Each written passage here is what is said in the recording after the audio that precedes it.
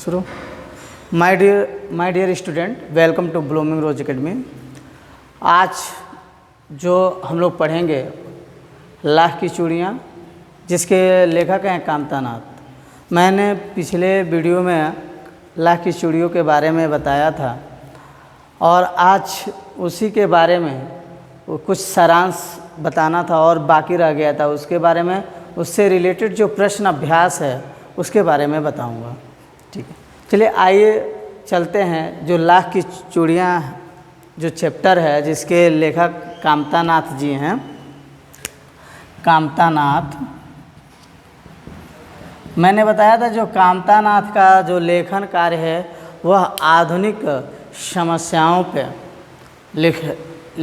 लिखे हैं। जो लाख की चूड़ियाँ हैं, एक ऐसे कारीगर की, एक ऐसे पैतृक पेशा के बारे में लिखते हैं कि जो आधुनिकीकरण यानी मशीनीकरण के कारण उनका जो पैतृक पेशा है वो ख़त्म हो जाता है।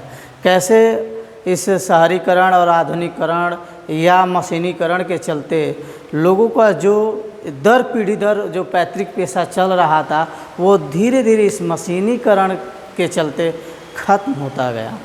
उनके सामने आर्थिक स्थिति, आर्थिक तंगी बहुत व्यापक स्तर पे आई।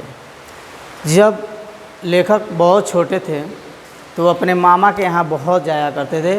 तो वहाँ एक जो लाख की चूड़ी बनाने वाला कारीगर है बदलू, जाते हैं और आपका देखिए इस टाइप से बताएंगे, सारांश आपको बताते चलेंगे कि जो प्रश्न है उस सारांश में आपके प्रश्न के उत्तर भी मिलते चलें।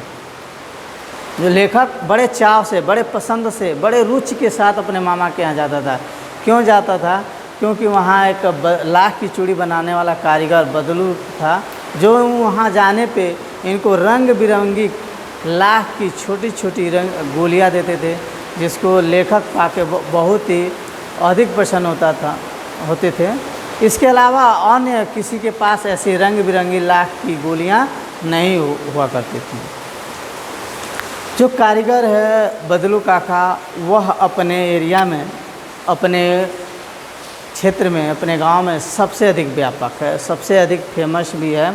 और इतनी महीन जो उनके दादा परदादाओं से मिली हुई जो पैतृक संपत्ति या अमानत के रूप में मिला है लाख की चूड़ियाँ बनाना, ये बड़ी ही बारीकी और कारीगरी का पेशा था, जिसको बड़े ही सुंदर ढंग से बनाया जाता था। ये जो चूड़ियाँ थी, जब कांच की चूड़ियों का खोज नहीं हुआ था, आविष्कार नहीं हुआ था, बनाया नहीं गया था, तब हाथ से बनी बनाई चूड़ियाँ ही पहनी जाती थी। उस समय लाख की जो चूड़ियाँ होती थी, उस समय शादी विवाह या औरतें पहना करती थी और बहुत ही भारी हुआ करती थी।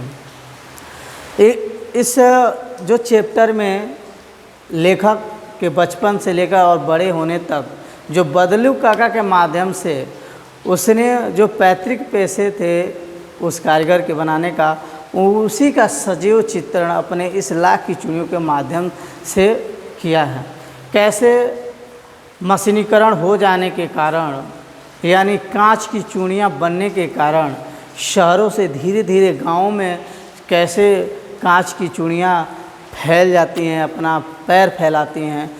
और दूसरी तरफ कैसे लाख की चूड़ियाँ गाँव में अधिक थी, वो धीरे धीरे हाथों में, महिलाओं के हाथों से धीरे धीरे गायब हो जाती हैं। इन्हीं सब भी का परिवेश इस लाख की चूड़ियों में रखा है। जब आप इस चैप्टर को लाइन बाय लाइन पढ़ेंगे और इस वीडियो को देखेंगे तो सबका समरी आपको सामने नज़र आएगा। आप सीधे सीधे न पढ़िए, आप ये पढ़िए कि जो लेखक है अपने इस कहानी के माध्यम से किसका चित्रण करना चाहता है, कैसी परिस्थिति को उसने व्यक्त किया है, क्या देखता है। एक तरफ आधुनिकीकरण चल रहा है, यानी शहरीकरण होता जा रहा है, शहरों का विकास होता जा रहा है, नई नई तकनीकें आ रही हैं। धीरे धीरे जो गांव में जो पैतृक पेशा है, जो दर पीढ़ी दर चल रहा है, वो इन मशीनीकरण के चलते वह ख़त्म होता जा रहा है और जिनसे उनकी जीवन यापन था, उस जीवन यापन भी बंद हो जाता है। अब वो उनकी आर्थिक स्थिति इतनी खराब होती है कि वो कुछ कर नहीं सकते हैं। अब जो दिन भर व्यस्त रहते थे, अब उनकी व्यस्तता भी खत्म हो जाती है। जो वो बिजी के पन के कारण, अधिक मेहनत के कारण स्वस्थ रहते थे, आज वह दुर्बल हो गए हैं, कोई काम नहीं है, क्योंकि उनके अलावा उन्हें कोई दूसरा काम आता भी नहीं। इन्हीं सब सारी चीज़ों को उन्होंने अपने कहानी में दर्शाया है। अब और दूसरी बात, लेखक अपने उस बचपन के यादों को भी उन्होंने इस कहानी के माध्यम से बताया, कैसे वो छोटे स्तर पे गांव में कांच की गोलियां या लाख की बनी गोलियों से, रंग बिरंगी गोलियों से खेलते हैं। कह कि ये ऐसे ही चलता है।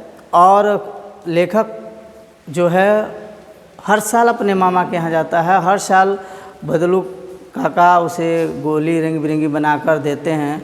लेकिन कई सालों बाद जब लेखक जब आता है तब कुछ बड़ा हो जाता है, तो अब उसे बदलू काका की उतनी याद नहीं रहती है।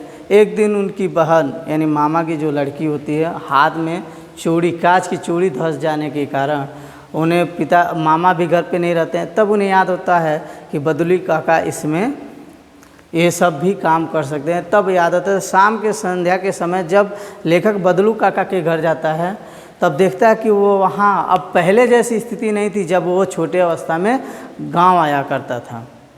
देखता है कि एक थोड़ा सा बूढ़ा जर्जर व्यक्ति एक चारपाई पे लेटा है, जाता है, पहचान जाता है, लेखक पहचान जाता है, नमस्कार करता है, लेकिन बदलू पहचान नहीं पाता है। कुछ देर के बाद वो पहचानता है और कहता है लल्ला बैठो। ये सारे वातावरण चल रहे हैं, कैसे चित्रित हो रहा है एक दूसरे का, ये लेखक कहता है जो उसके बचपन के समय में ये सारी घटनाएं घटित होती है, कुछ दिनों बाद मिलता है। बताता है बचपन में वही बदलू काका इसके आने पे लाख की गोलियां, फिर मलाई इसके लिए रखते हैं, आम के फसलों के समय में उन्हें मीठे मीठे फल देते हैं। लेकिन अब ऐसा वो नहीं है। सिर्फ लेखक जानने का प्रयास करता है कि लाख की, अब बदलू काका आपने पेशा बंद कर दिया, तब बदलू काका बताते हैं कांच की चूड़ियों की जगह अब कौन लाख की भद्दी चीज़ों को पहनता है। ये सारे चीज़ें आप जब पढ़ेंगे तो उसमें लाइन बाय लाइन ऐसी चीज़ें आप पढ़ा जाएगा।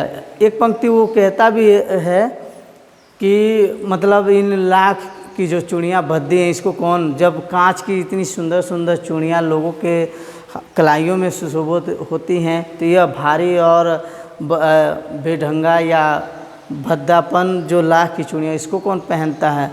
तो लेखक है जो इसकी बातों के मर्म को समझता है। यानी कांच की चूड़ियाँ जो हैं सस्ती भी हैं, हल्की भी हैं, और बहुत ही डिजाइनों के अलग अलग तरह के मिल जाते हैं, लेकिन लाख की चूड़ियाँ भारी, थोड़ा सा भद्दापन और ज़्यादा महंगे पड़ने के कारण कोई नहीं लेता। अब धीरे धीरे इस कांच की चूड़ियों का विस्तार हो जाने से लाख की चूड़ियाँ को पहनने वाले भी धीरे धीरे कम हो जाते हैं, और एक समय आता है कि कांच की चूड़ियों का ये संसार पूरा तरफ क्या होता है, फैल जाता है, और लाख की जो चूड़ियाँ हैं लोग पहनना बंद कर देते हैं सिर्फ। तो उसके बाद जो बदलू काका हैं वह अपनी बेटी को आवाज़ देते हैं। उनकी बेटी का नाम है रज्जो। मैंने आपको बताया था कि इस चैप्टर का जो मुख्य पात्र है बदलू काका है। यदि बहुत ज़्यादा पात्र नहीं है, बस दो ही एक पात्र के लेखक है, रज्जू काका हैं, बदलू काका हैं, बस यही दो एक पात्र, रज्जू है, बदलू काका हैं, और लेखक के इर्द गिर्द ही यह पूरी कहानी सिमटती है। तो यह बाद में ऐसा ये देखा जाता है कि धीरे धीरे ये जो बदलू काका की जो मन व्यथा है वो लेखक जान जाता है। यानी इसी व्यथा को जानने के लिए जाता है और जान भी जाता है लेखक। यहीं पे आके ये अपनी कहानी को समाप्ति करते हैं। तो इस कहानी से आप ये समझ में आया होगा कि जो पैतृक पेशे वाले जो कारीगर थे, इस मशीनीकरण के चलते, यानी वही चीज़ मशीनों के द्वारा बनाने पे अब धीरे धीरे जो पैतृक पेशे थे वो क्या होंगे, समाप्त होते गए। अब उनके सामने जीवन यापन करने की भी समस्याएं उत्पन्न होती गई। ठीक, ये आपका सारांश था। पिछले वीडियो में मैंने पढ़ा, आप इसको तभी समझ पाएंगे जो मैंने बताया जब आप पूरी बुक को लाइन बाय लाइन पढ़ेंगे और इसको सुनेंगे, तो आपको इस चीज़ें निकल के आएंगे कि उसमें क्या कहा गया है। ठीक है, अब इससे रिलेटेड जो प्रश्न है, जो पहला प्रश्न है, आप प्रश्न व्यास का देखें कि बचपन में लेखक अपने मामा के गांव चाव से क्यों जाता था और बदलू को बदलू मामा न कहकर बदलू काका क्यों कहता था। मैंने शुरू में ही बताया था कि जो लेखक है अपने मामा के गांव बड़े चाव से इसलिए जाता था कि वहाँ लाख की चूड़ियाँ बनाने वाला एक कारीगर आता था जिसका नाम था बदलू काका, जो लेखक को लाख की सुंदर छोटी छोटी रंग बिरंगी गोलियाँ देता था, जिसकी वजह से लेखक बड़े चाव से मामा के घर जाता था। दूसरा इसी में क्वेश्चन है कि बदलू को काका मामा न काका बदलू काका क्यों कहता था, क्योंकि वहाँ के सभी लोग यानी इसके मामा के यहाँ के सभी लोग बदलू को बदलू काका कहते थे, इसलिए लेखक ने उसे बदलू मामा न कहकर बदलू काका कहता था। समझ में आया ये क्वेश्चन? ये पहला क्वेश्चन था। दूसरा क्वेश्चन है कि वस्तु विनिमय क्या है, विनिमय की प्रचलित पद्धति क्या है। वस्तु विनिमय माने होता है लेन और देन, यानी वस्तु से लेन देन। यानी वस्तु विनिमय का मतलब है कि एक वस्तु के बदले दूसरे वस्तु को देना, यानी उस वस्तु के बदले वस्तु ही लेना होता था, पैसा नहीं। यानी वस्तु विनिमय में वस्तु के बदले पैसा नहीं लिया जाता था। और वस्तु विनिमय की जो प्रचलित पद्धति थी वो थी पैसा थी। ठीक है, ये प्रश्न था कि वस्तु विनिमय क्या है। तो वस्तु विनिमय में एक वस्तु के बदले दूसरी वस्तु को लिया जाता था, ठीक, और वस्तु के बदले पैसा लिया नहीं जाता था। यानी वस्तु में सदैव एक वस्तु के बदले दूसरी वस्तु, ठीक, और जो विनिमय की जो पद्धति है वो पैसा था। अगला क्वेश्चन कह रहा है कि मशीनी युग ने कितने हाथ काट दिए हैं। इस पंक्ति में लेखक ने किस व्यथा की ओर संकेत किया है। ये देखिए बदलू का कथन है। बदलू कहता है कि ये मशीनी जो युग है वह कारीगरों के हाथ काटे हैं, यानी इस व्यथा को लेखक समझता है और बताता है कि जो मशीनी युग है वह उन कारीगरों के हाथ काट दिए हैं जो पैतृक यानी पीढ़ी दर पीढ़ी कार्यों को कर रहे थे। यानी जहाँ लाख की चूड़ी बनाने वाला, यानी इस कहानी में बदलू काका को फोकस किया गया है। तो बदलू काका एक लाख की चूड़ी बनाने वाला एक पीढ़ी दर पीढ़ी से चली आ रही लाख की चूड़ी बनाने वाला कारीगर है, जिसे इस मशीनी युग में मशीनों के द्वारा कांच की चूड़ी बाजार में उपलब्ध होने के कारण धीरे धीरे क्या होता है, लाख की चूड़ियों की बिक्री कम होने लगती है। और जब कम होने लगती है तो इनके धीरे धीरे व्यवसाय भी बंद हो जाते हैं। जो ये बड़े ही कुशल पूर्वक बारीकी से लाख की चूड़ियाँ बनाए जाते थे, वह लाख की चूड़ियाँ बनाना बंद हो गया। अब इस कांच की चूड़ियों की वजह से इनका व्यवसाय भी ठप हो गया। इसलिए ऐसा कहा गया है कि मशीनी युग के कारण जो कारीगर थे, जो हस्त शिल्प कारीगर थे, जो हाथों से बनाने वाले उनके पेशे थे, वो बंद हो गया। इसी व्यथा को लेखक ने उसकी ओर संकेत किया है। ठीक, समझ रहे हैं? कहने का मतलब बदलू का क्या था, हाथ से बनाने वाला कारीगर था, और मशीनों से जो आ रहे थे उसमें और चिकनाई सुंदरता था। इसलिए धीरे धीरे इसका प्रचार होता गया और उसका बंद होता गया। जब बंद हो गया तो उनके सामने समस्या आएगी। तो इसी चीज़ को मशीनी युग के कारण उन कारीगरों के हाथ कट गए जो हाथों से बनाया करते थे, अपना जीवन यापन करते थे। ठीक, अगला है बदलू के मन में ऐसी कौन सी व्यथा जी थी जो लोगों से छिपी नहीं रह सकी। देखिए बदलू काका जो थे वो लाख की चूड़ियाँ बनाया करते थे, उन्हीं से उनका जीवन यापन चलता था। अभी कांच की चूड़ियों को बाज़ार में आ जाने से उनका व्यवसाय बंद हो गया था, उनका जीवन यापन करना कठिन हो रहा था। यही व्यथा उनके मन में बार बार कचोट रही थी, दुख दे रही थी। ठीक, इसी कारण और यह बात को लेखक जान गया, इसलिए यह बात उस लेखक से जो बदलू काका के अंदर की व्यथा थी वो छिपी नहीं रही। अगला क्वेश्चन का, मशीनी युग से बदलू के जीवन में क्या बदलाव आया।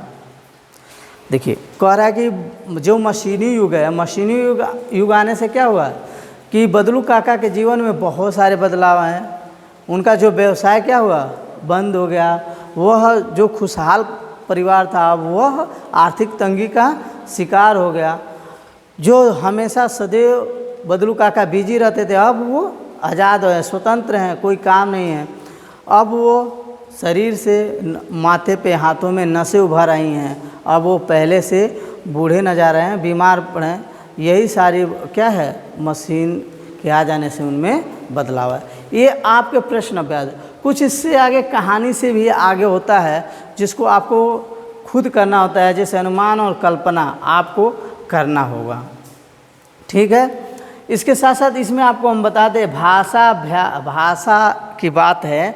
भाषा में जो दूसरा है बदलू कहानी की दृश्य से पात्र है। मैंने बताया कि इसका मुख्य जो पात्र है कहानी का वो बदलू है। टाइम कितना होता है? इसमें आपको संज्ञा के बारे में बताना है। तो मुख्यतः संज्ञा आपको बताया गया है कि 3 ही होता है। उसमें एक दिया भी है, व्यक्तिवाचक, जातिवाचक और भाववाचक संज्ञा। इन्हीं चीज़ों को मैंने व्याकरण में आप पिछली कक्षाओं में पढ़े हैं। इसको पढ़कर आपको छांटकर इस पुस्तक से लिखना है। ठीक है, तो ये आपका सारांश एवं प्रश्न अभ्यास था। इससे पहले आप जो कि बुक में पीछे आपके शब्दार्थ दिए गए हैं उसको भी कॉपी में आपको नोट्स करना है। थैंक यू क्लास, मिलते हैं अगले वीडियो में।